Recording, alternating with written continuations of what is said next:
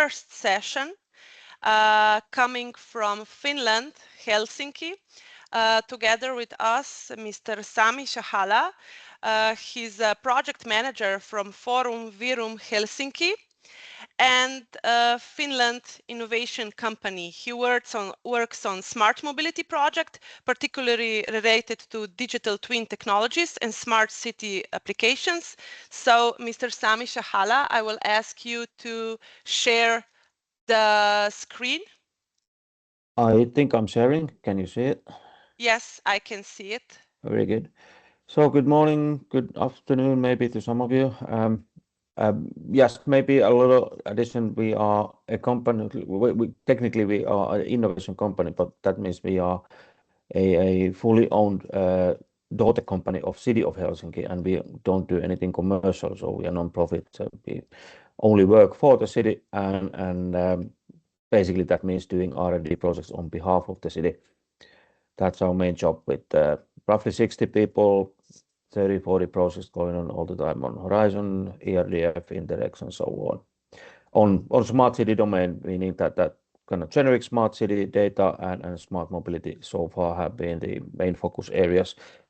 Soon to be expanded into culture and education and other thematic areas we really haven't been doing before.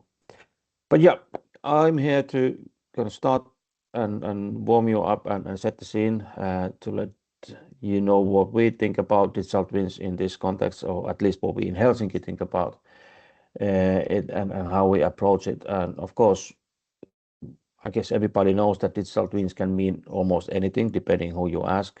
And when we're talking about mobility context, that's even more so. Quite often the digital twin for mobility is you may have a simulation software in your city, and then there's a little model of your street network and some transport data in order to simulate something. But we have been having a different kind of approach, kind of taking it 1 or 2 steps back and just thinking that what is it that we really need for digital twin in mobility context. And like every city, Helsinki has a digital twin. We've been doing that for quite many years. It's fairly extensive, but we were thinking that so digital twin is information about infrastructure. Transport has always needed information about infrastructure, maps, but still transport mobility sector is not utilizing digital twin. So what we need to do here, and then we were looking at the content itself, and of course there's a lot in cities digital twin which is applicable to mobility, but then there's something else that it doesn't have but mobility needs. So we set out to start building on that, and of course that means that we are not going to build one external, let's say one extra digital twin on top of each other, kind of overlapping one. It is, in the end, it's all about data, different kind of interfaces, APIs, and of course we're talking about spatial data quite often, almost always when it comes to mobility context. There are existing standards over there, but still we have data that we can in future collect more and more and more easily and most cost efficiently, that really doesn't have a standard yet. So that's basically where we are putting all these different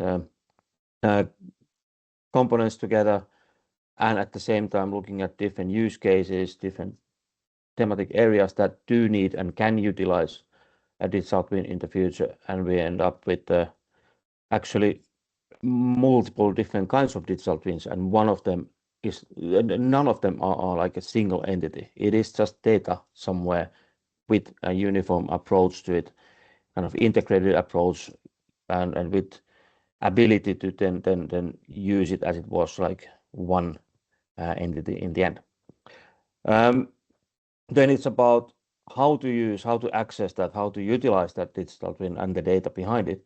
One example here is that what we've been doing is that Helsinki's digital twin is ported, and there are like interfaces available for 2 of the most used gaming engines like Unity and Unreal, and that's makes it really easy to use the at least the visual part of digital twin, but also then through that gaming engine give access to the data underneath it. But yeah, a little bit more about the mobility itself. As I said, we started to think of what does it mean, what it is, and what should be in it. And we ended up with this kind of really simple picture that we need to have data about the infrastructure itself, as always, but we need to have data about the traffic, the function. That means the speeds and routes and volumes and all that. And then we need to have other type of data that is still relevant for mobility, still mostly spatial data, but that is basically the rest category, meaning that it could be air quality, it could be accidents, it could be maintenance work, it could be different things. Still, there's a link to mobility, and still all that needs to be available as well. Something that's missing is information about the transport services themselves.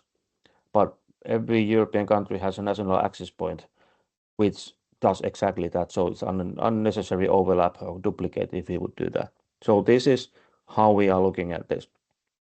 And of course, all these different types of data have been living in their own silos so far. And now the question is, what and how? What does it mean? How do we do it if we want to bring them together?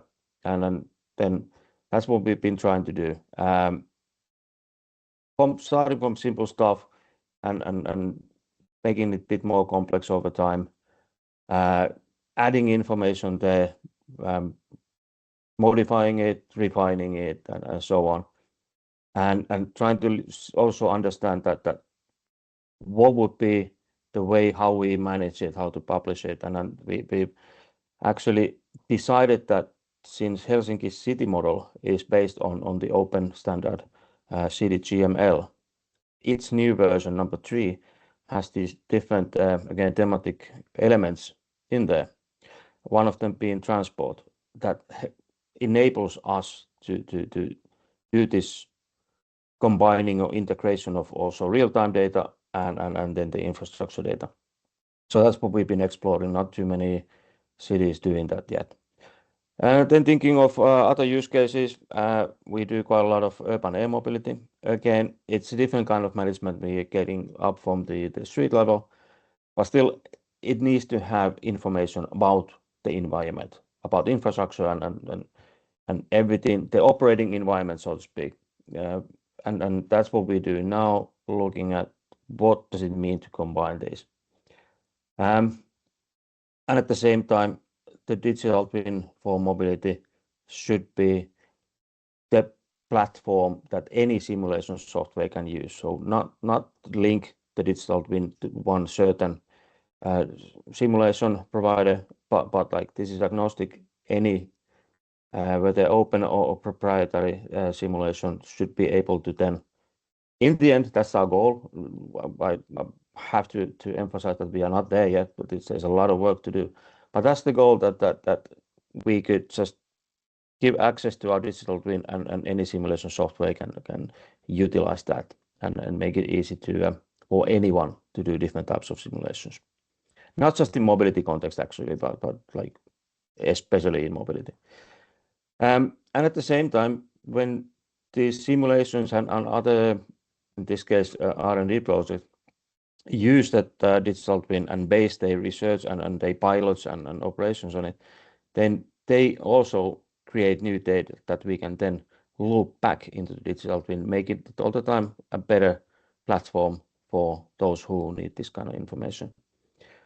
But there's some challenges. How do we do that? But it actually really good work how to have static, sometimes old information, and then enhance it and refine it with sometimes even real-time information that we get. In this case, this was autonomous delivery robot that we had running, but that has of course LiDAR and produces point clouds. We in this pilot area we took the digital twin and then updated the infrastructure information, basically what the radar sees or LiDAR sees, and that's of course as such, it's just a kind of step to the right direction. But that's what we are aiming with, and kind of tackle that challenge that digital twin and information about the infrastructure. Normally for city planning, it's fine that they procure a update on it, like let's say once a year. For city planning purposes, for simulation purposes, it doesn't really have to be completely up to date. But for mobility context, it kind of has to. And there's no city or any public sector entity that has resources to do it themselves or procure that somebody updates all your street network information every day, for example. So that's where we need to go. That how do we enhance and update the data that we already have every day constantly? And then the big question is what kind of business models, what kind of ecosystem do we need to have to do that? But yeah, that's as kind of just as I said, warm you up. There's lots of technical stuff in the end, but we try to approach it in a bit more philosophical way to begin with. That what do we actually need? What do we want? And there's a working paper that we just put a lot of stuff earlier on in there, and we updated that a little bit by end of last year. So if you are keen to learn more, read more, understand that how do we look into this topic, then take a screenshot of that, and well, the slides will be shared anyway, but maybe take a look at it. So thank you from my side. Thank you very much, Mr. Sami Sahala from Helsinki, and this representation of digital twin in your city. As you managed to say, the data is crucial, but also we all struggle with collecting data, especially on traffic and mobility, where we need in real time data and how to manage and how to process it even more effectively to do anything useful with it. At the end, it's a challenge, I believe, for all of us. So I think every single of us, I can speak for myself, I will be very happy to look into your paper and into the QR code that you have shared with us, but I will also share with your permission, of course, the presentation with all the attendees today, so they can log into your paper. So thank you also for sharing that information.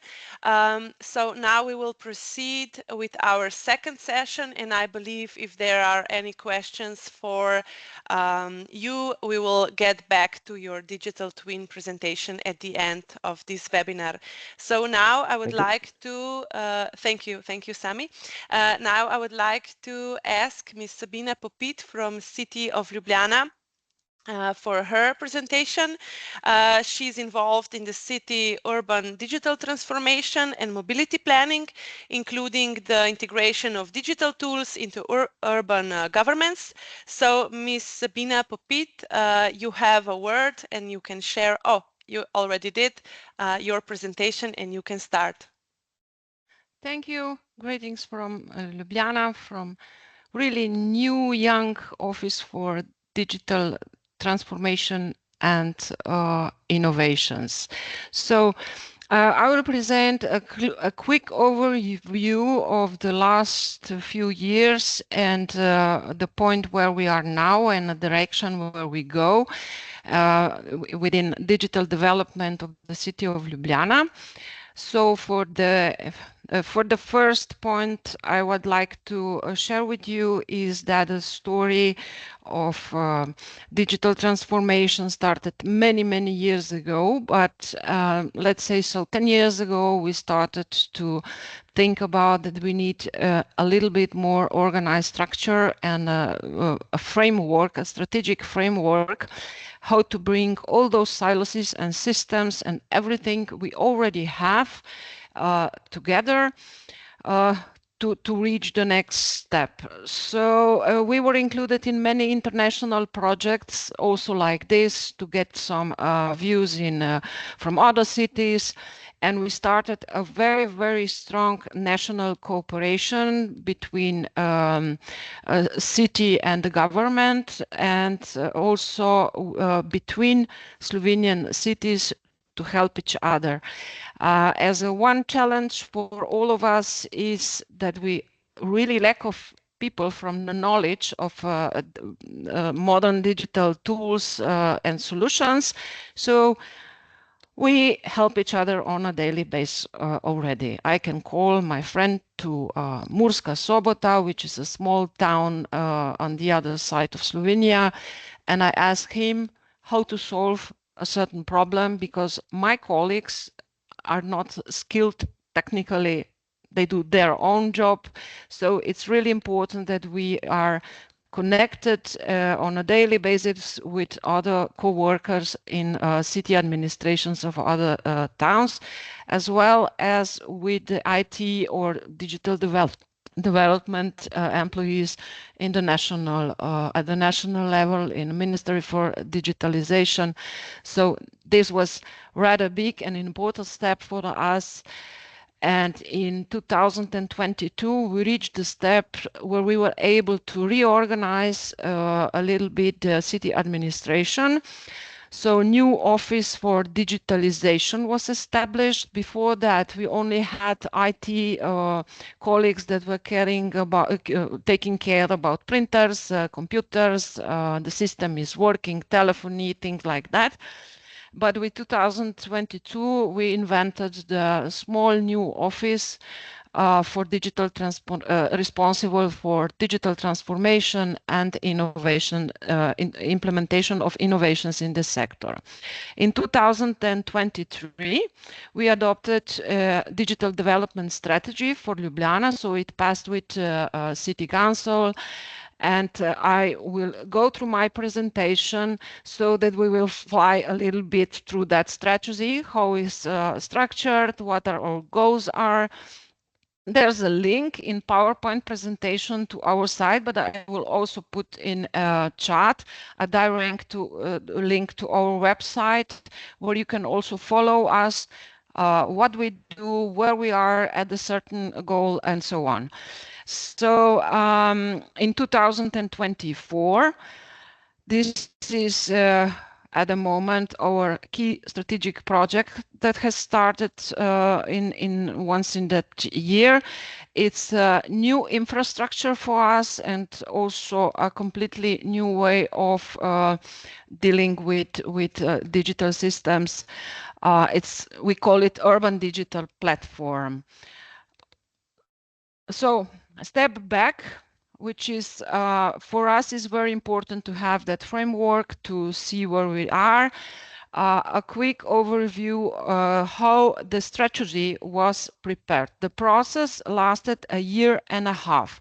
So we took time, a little bit of time, but it was necessary to screen everything, to connect everyone, to check with many stakeholders, to come at the end with that what we have at the moment. So we established an internal working group of the city of Ljubljana that was so-called.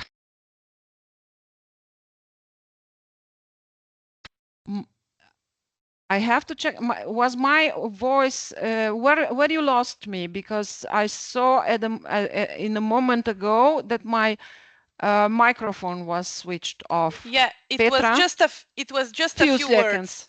Few seconds. Yes, few seconds. You're okay. Okay, yeah. Okay. So, as I mentioned, there was an internal group of some enthusiasts. Next to me is our head of IT sector in that time, a colleague of mine who was having a vision as well. So then we formatted the focus groups.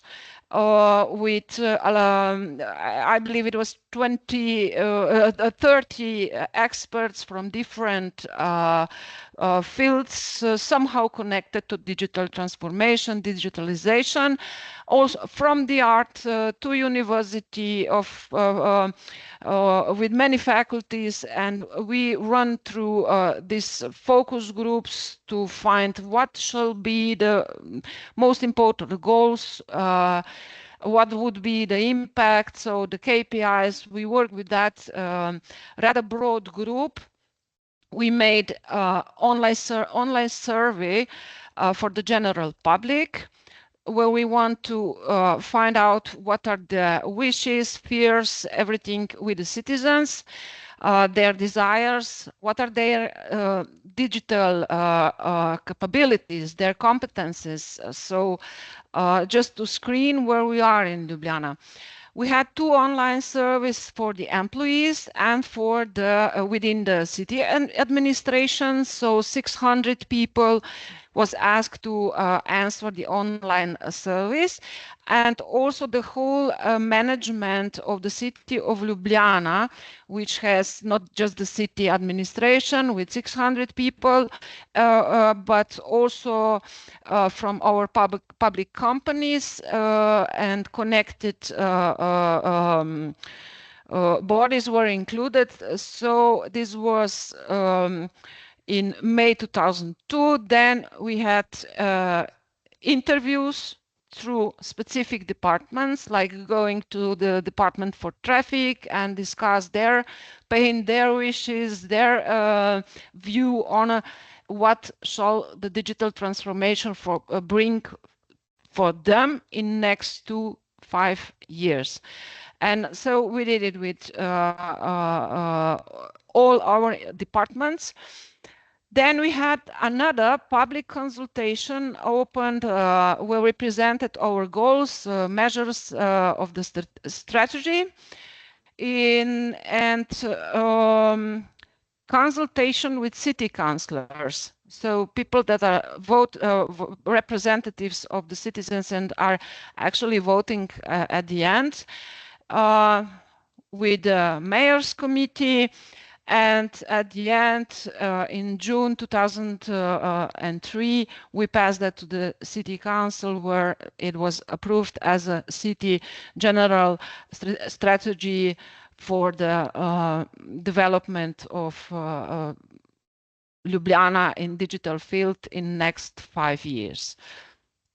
So quickly, change, okay. There are 5 pillars of strategic goals. We call that so we organize that in 5 strategic goals, and what you see at the bottom level, there are, let's say, values and principles that we want to keep when introducing any digital solution. You see, it's not about digitalization at all, but it's the general values that we would like to keep when introducing a new digital tool. We want to stay focused to citizens. We want to keep city green and healthy. We want fair economy here. We want digital security first, and then we also would like to be, with our strategy and the projects we are running through, we would like to be transparent. So we have a website where you can follow us, give us feedback, ideas, and so on. So maybe just quickly, through the specific goals. In the first goal, that's why we decided to keep it first. It's that we are building on a digital ecosystem. So one network, as I mentioned, is like, for example, that we regularly meet with other cities every 2-3 months on a Zoom. We learned that in COVID when we were established. With other cities, we discuss issues that local communities have when dealing with some changes in, for example, national legislations that are introducing a new task for, and it's somehow connected to digital process. We are building also very strong ecosystem with the university. We have like several university where we collaborate with their laboratory, with students. They're solving our, let's say, challenges. We give them material for hackathons and so on. There was also a feedback from the survey we had with citizens. So we found out that we need to work on digital competencies with citizens, as that is one thing that needs to be improved.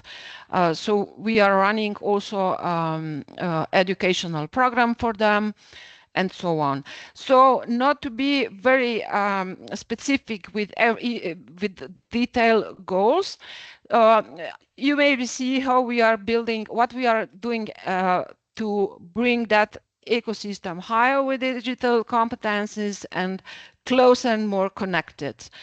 Sorry.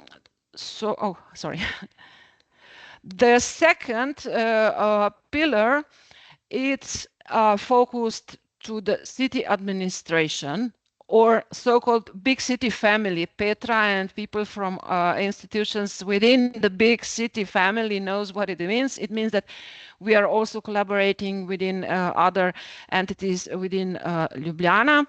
And that pillar is orientated to support us, the employees, to improve digital competencies. It's our job to help other departments when working on their strategic projects. Let's work together how we can improve and implement any digital solution with you, that your strategy, your project is going to be better. And of course, we have to take care of ourselves. We are thinking how to improve our small office of digitalization. There are 3 of us at the moment. There were 5 or 3. Now, hopefully, we will go back to 4 and 5 again. But yeah, it needs to be a little bit of growing. I mean, we need to grow a little bit as well. So the third pillar is about digital tools. So in short, that's hardware and software. I can't say shorter. And within this, we are developing, as already mentioned, one huge urban digital platform, which is supporting actually everything else. So this is now our main focus, and I will go a little bit more into detail exactly on that urban digital platform where we are. And it enables us to go with applications or digital tools for citizens to develop also digital twins, not to be that siloed as it is now. So it's not about technology. You have many possibilities how this I'm sorry, it's in Slovene, I recognize now. I mean, it's urban digital platform, and there's a question that said what the digital platforms are. There are many projects that we went through and discussed but okay, we decided to go with one version. What is important for us, the functionalities that are must be there, is that it enables as many integrations as possible with the existing systems that we already have, and that it enables development of the applications and tools for citizens, and that it enables improvement in the digital development of the tools for our employees, because we didn't want to develop a thing that it's improving only the situation for the citizens. We would like to support also our employees and improve their process of work. At the moment where we are with that platform, to see it just a little bit like to tap on that, that's what we are used to see. So there's a huge platform that enables all of that behind that. It's a screenshot from a tool called, I think it's Figma, where we are drawing and discussing the user's experience and design that will be seen for the citizens. And behind that is a huge structure of connected data that support that runs that.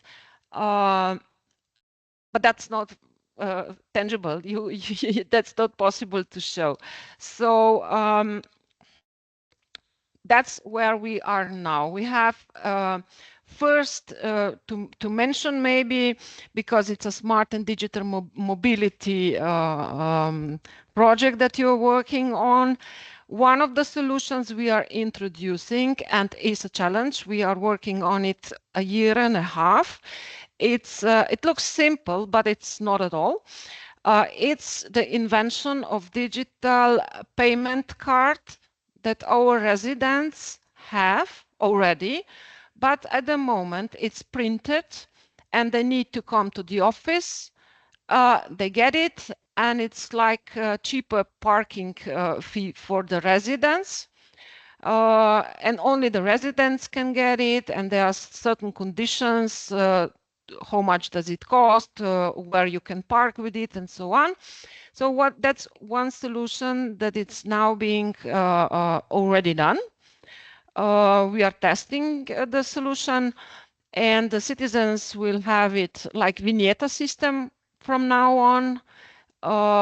They won't have to do anything but just send register in the application, send a request, and after that they will get okay, they will have to pay it still, of course, and after that it will be there available for our checking and everything, but the whole process is being done without a decision or any people decision-making process. So everything is automatic. What is important is to understand that this is a decision-making process that is followed by the certain legislations we have in Slovenia. I don't know how to translate it. Maybe Petra can help it later with that. It's Zakon o upravnem postopku, which has certain rules. It's a legislation on how we shall proceed. And it's a first example in Slovenia that we are that it's fully automatized. So the result after that, it's not done by the people anymore. Of course, because not all the citizens are digitally competent to pay, register, pay, and so on. We do support them as well, still in the office, but our colleagues will get a much better tool, and the procedure will be done in seconds. Now it took those like 20 minutes to go through the process to get that parking card that it was done. So okay, let me finish with fourth goal, fourth pillar, which is completely focused in data management. Data is needed. It's organized within this urban digital platform as data mesh. There's data mesh logic behind that. Part of it is going to be opened to the public.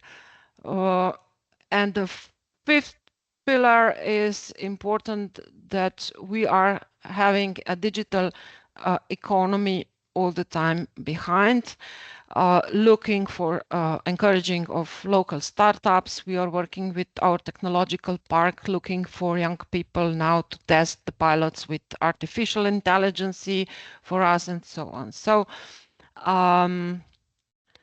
I welcome you to see our strategy on web and to follow us. Any questions, of course, we'll be there for you. Thank you very much, Sabina from City of Ljubljana. I must say that all residents are looking forward, including myself, to this digital platform, and we cannot wait to use it actually. And as you have said, it's very important to bring up the digital competences of those who are gonna use it, and it's right thing to do, that everyone is bring up to speed and bring up the skills that they need to use the digital platform of Ljubljana. And of course, we all looking forward to do less kilometers and do everything online. So even with that, it's an important thing to approach mobility issues and congestion issues in a way that brings more administrative solutions to our laptops and to our home. But of course, we need to educate all of those who are older or don't have the skills how to do it. So it's important that every resident is able to use the platform quickly, efficiently, and of course with no extra stress. So thank you, Ms. Sabina Popit from City of Ljubljana. Of course, if any questions will be answered later on, and of course welcome to visit the page of City of Ljubljana or urban platform of digital platform of Ljubljana. So our third session now, I would like to welcome Mr. Luigi Russi from Bologna, Italy. He's a mobility expert and he leads initiatives in traffic control system integration, aiming to balance space between private vehicles, public transport, and active mobility. So, Luigi, if you're here, I would like to give you a word so you can share your screen and start. Yes, I'm here.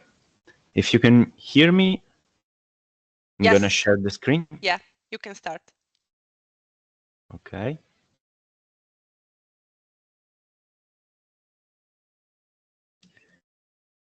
Can you see my screen? Yes. Okay. So,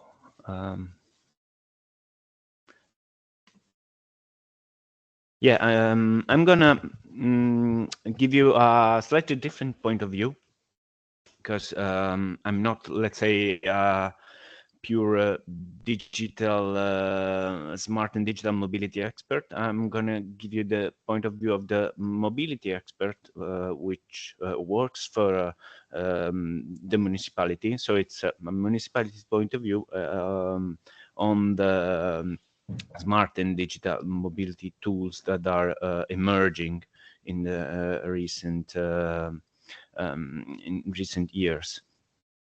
I'm gonna start from I need to admit it's a quite old system. It's nothing new. It's a traffic control system which was established in the early 2000.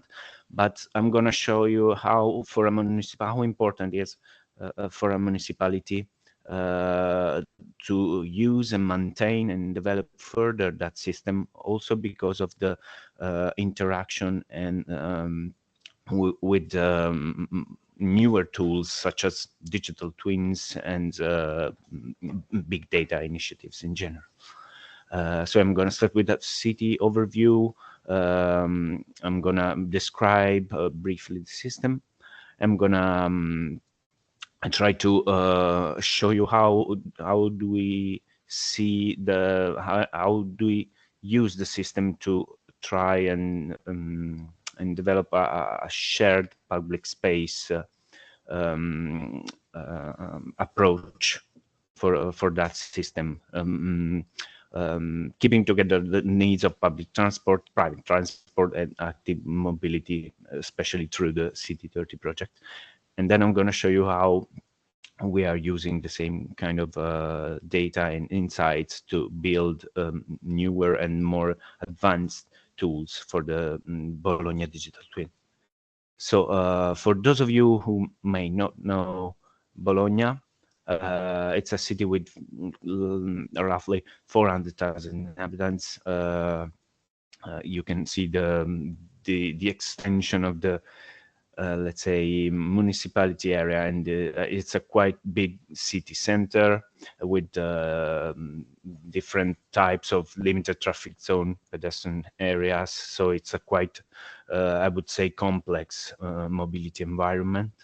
And the new, let's say the new entry from the last year, it's the flagship project, the City30 project, which in January 2024 turned like 70% of the urban city streets to 30 kph speed limit.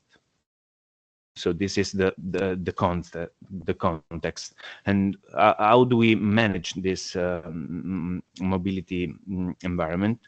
As I said, we've set up in the early 2000s a traffic control center, which simply it's a centralized system for the integration and supervision of urban mobility data provided by the SVARC in particular in this case. So the main aim is to minimize travel time for each of the road users. I'm talking about vehicles, of course, but we're going to see that we are also trying to protect and to let's say underline the benefits also for active mobility for cyclists and pedestrians. How I would structured, we have as you can see quite a lot of crossroads, most of them regulated with traffic lights, and like almost 90% of them are regulated with an adaptive control architecture. Like a small part has a, let's say, fixed plan selection, and 6 of which have an induction loop, so they can be triggered on when it's needed. And we also have a priority system. I'm gonna talk a little bit more detail about this in a few slides, and so we can decide which intersection and at which PT line has or can ask for a priority at the intersection. This is all controlled with 1,260 induction loops all over the city that are, let's say, enabling the adaptive control of the system. 42 of them are also virtual. It doesn't need to be, let's say, a proper induction loop in the asphalt, but can also be a camera, which is I would say a bit less accurate, but it's more it's easier to maintain and to set up. Of course, we have a lot of other subsystems, like we can manage from the traffic control center variable message signs, or we have accessibility initiatives at the intersection accessibility system for let's say impaired person, or for let's say acoustic signs, or for special accessibility for pedestrians. But what I want to focus on is that this is the system that enables to reduce travel times for the private transport, but also enables the municipality to monitor a strong data source for also for the future initiative, and to monitor over time what's the balance. We usually define a boundary, well-defined boundary around the city center and around the city boundary, and we can monitor the flows, the vehicle flows on that boundary, and this is it's useful on its own, but we can also train models, as we will see. The other aspect is keeping together private transport and PT transport, public transport.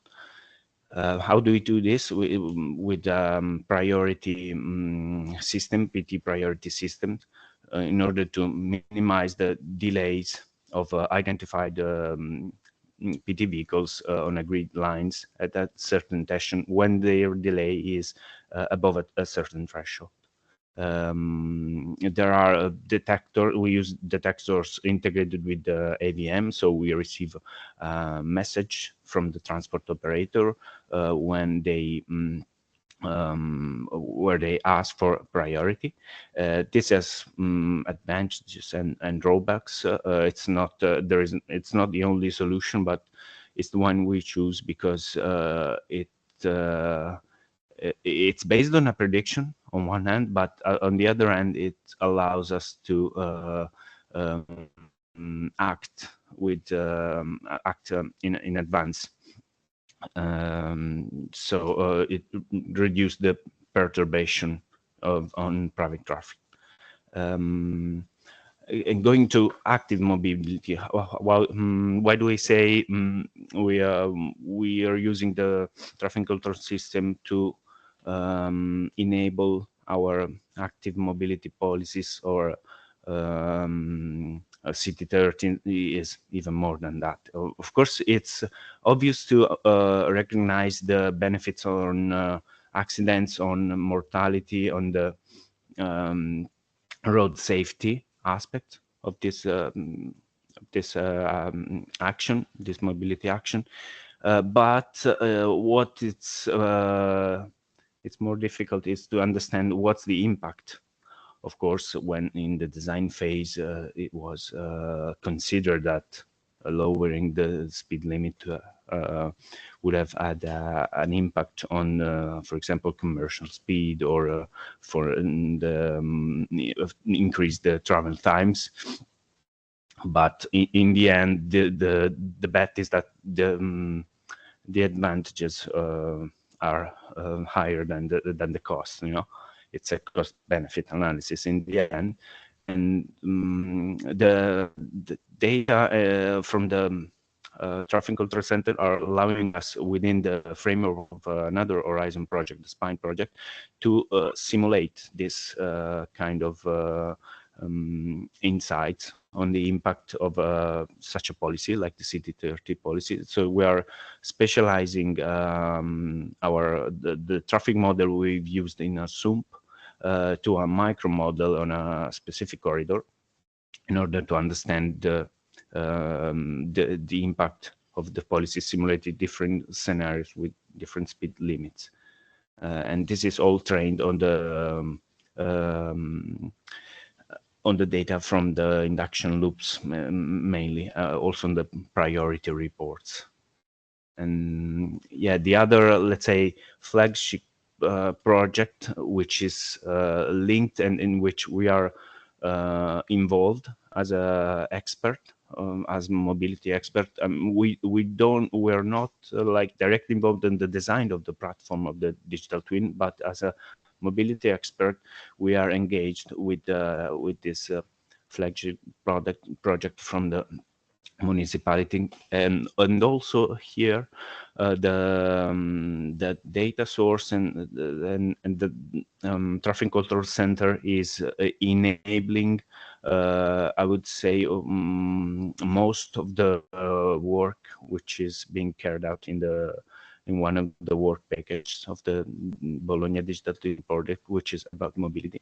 So the idea is to use the TCN data to capture the behavior of the system and measure eventually in efficiency. And also here to calibrate a micro simulation model to do scenario analysis, essentially. And then another aim is to find the optimization criteria under simulated condition, but realistic simulation condition. So I'm gonna stop here. I hope I wasn't too long, and I'm open for a Q&A. Thank you, Luigi from Bologna. We are very happy to hear from you and from your presentation, and also the insight, how important it is to keep the old solutions, even if they are not so old, they're from year 2000, as I may remember from your presentation, and to combine them with new digital solutions and to keep what already works. And of course, to remember that data counts. And I'm also very happy that you are also including the active mobility solutions. As a very keen cyclist myself, I always look forward to visit cities when that approaches are already taken care of or are being taken care of. So now I know we are a little bit behind of our schedule, but Roman, I believe you managed to hold with us with these presentations. So I would like to welcome Mr. Roman Rener from Geodetic Institute of Slovenia. This is another good example and good practice from Slovenia, but this one on a national level. And it focuses on multimodal accessibility and the development of tools to enhance public space usability for people with disabilities. So I believe that we all agree that we need to address this topic as well with this presentation. So thank you, Roman, and I give you the word. You can start. Okay, can you hear me? Yeah, Yes, I can okay. hear you. And also you see my picture? Yes. Okay. Hello to everybody. I'm coming from Geodetic Institute of Slovenia. We have approximately 55 employees, and we are working in different projects for the state, also for the communities and big private companies. And different fields from environments, floods, accessibility, navigation, maps, GIS systems, etc. So today I will present enabling the multimodal mobility of people with disabilities. In this project are included 5 groups: blind and partially sighted, people with reduced mobility, wheelchairs, deaf and hard of hearing, elderly people, and people with mental health. So we are cooperation with NCOs. This is a union of 25 different organizations and also a member of European Disability Forum. We developed for each group's standards and support for the state policies. This means that first we developed methodology and then all the models for the 5 groups. Also, we combining knowledge of 2 areas, technical and social, provides a great added value. We choose a bottom-up approach, and we have 2 basic rules. nothing about disabled people without disabled people, and expertise, integrating different professions to solve the problems. Now we have included in the project 104 municipalities with about 1.6 million inhabitants, and the project has been running for nine years, and it's financed from Ministry of the Environment, Climate and Energy. Here we see picture. This all Slovenian communities are included. With each of the community, we have agreement what partners should or have to do, so that the project it's a, let's say, great success also, and the whole process for the capturing data and the database and all digital procedure is completely digital, as I said, so that the 70% of the work to prepare data we finished in the office, and 30% approximately on the terrain and performed by the people with disabilities. We also collect a lot of pictures, which is a part of the huge database. And the results of the project, we have standardized national data layer for the mobility of the disabled people. Then these data have free accessibility through web browser. You see the location, and we have a standardized user experience through the country, so that we can comparison between municipalities. There is some statistical data from database. We captured about more than 50,000 different data. Yes, Roman, I will just stop you for a brief second. We yes. are not seeing the right slide. We are at the slide 1. Okay. Can you maybe share? Yes, I try to in my let's say screen right picture. I will go outside.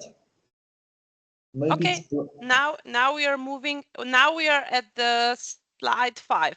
Now we can see the slide 5.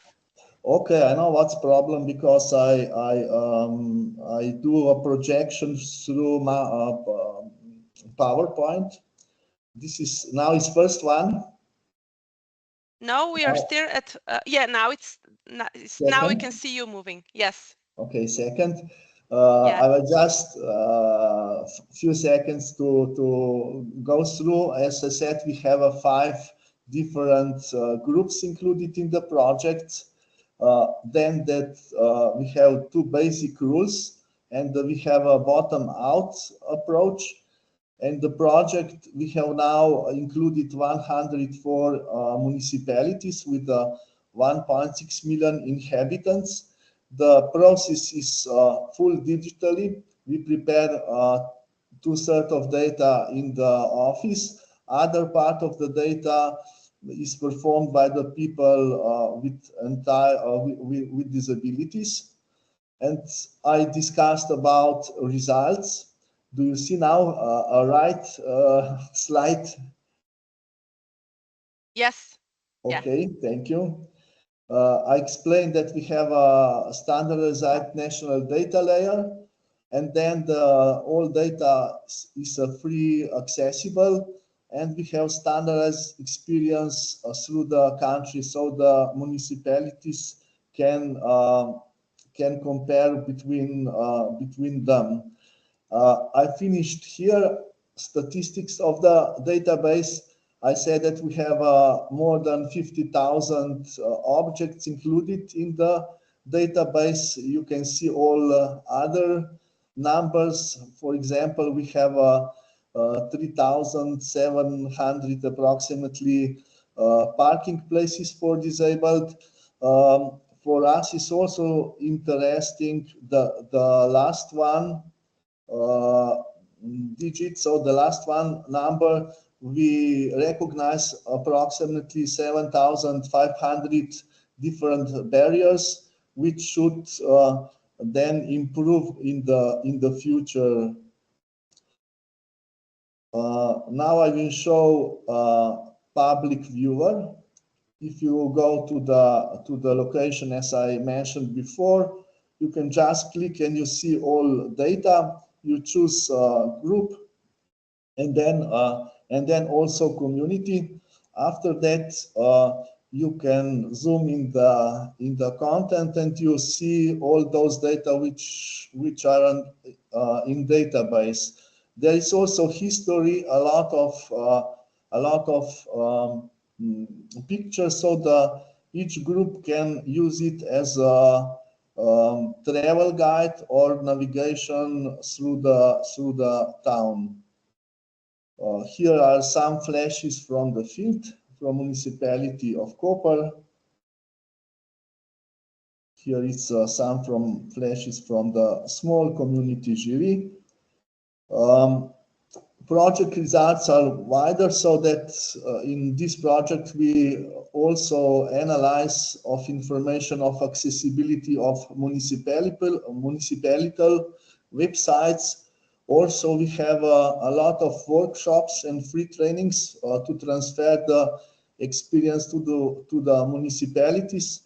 Approximately 4%, 40% of the project efforts are connected with the training and to transfer the experiences.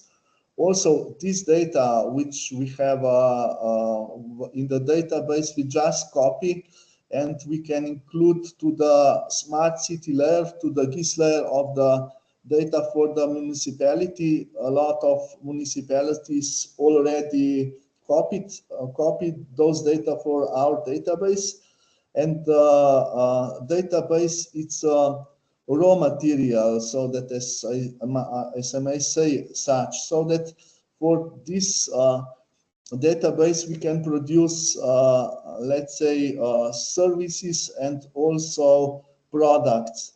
One of first, it's printed maps we already designed for a wheelchair.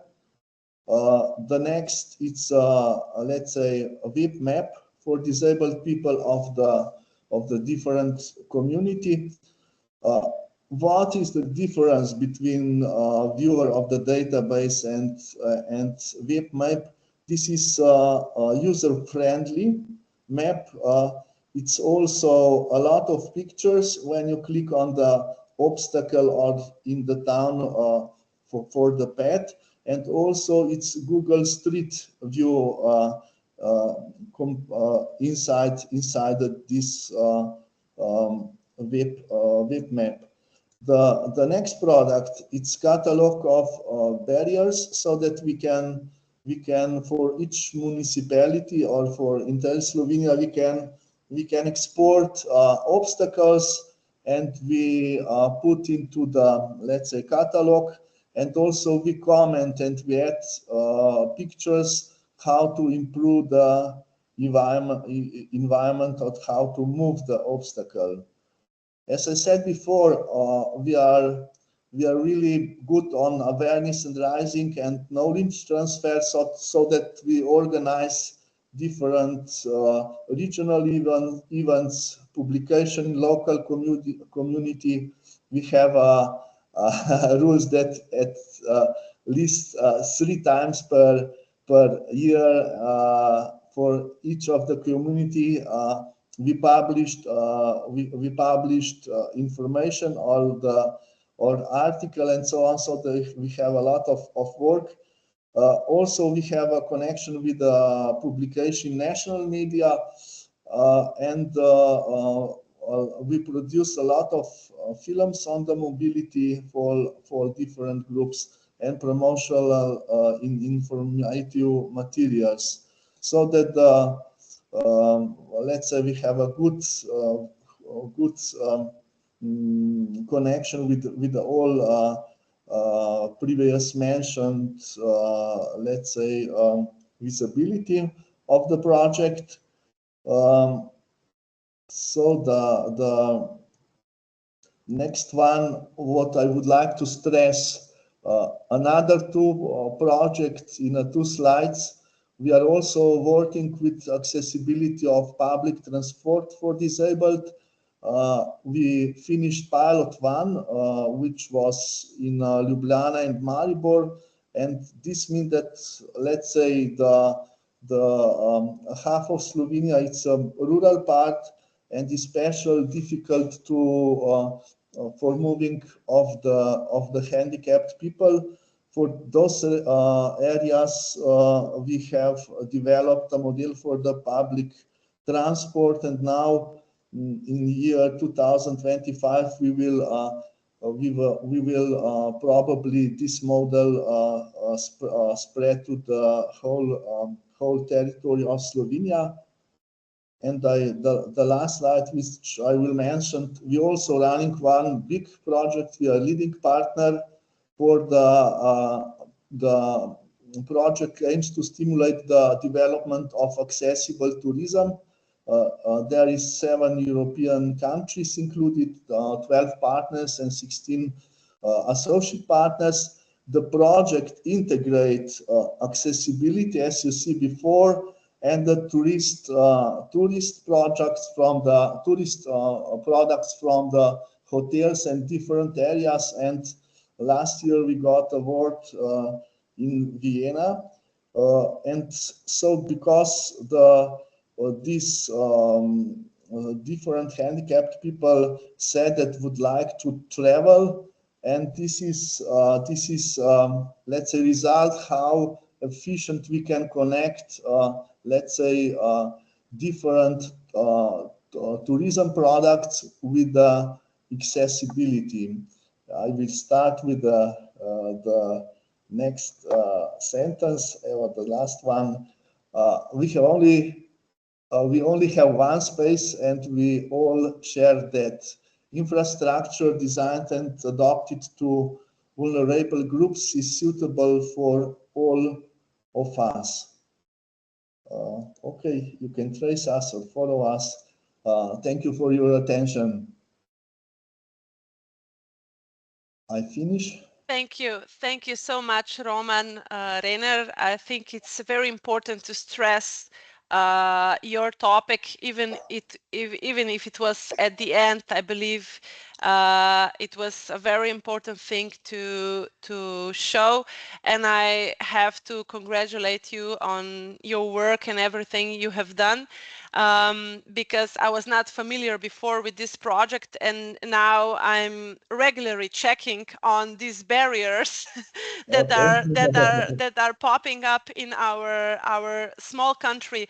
But I have to say that 7,054 barriers are not a small number.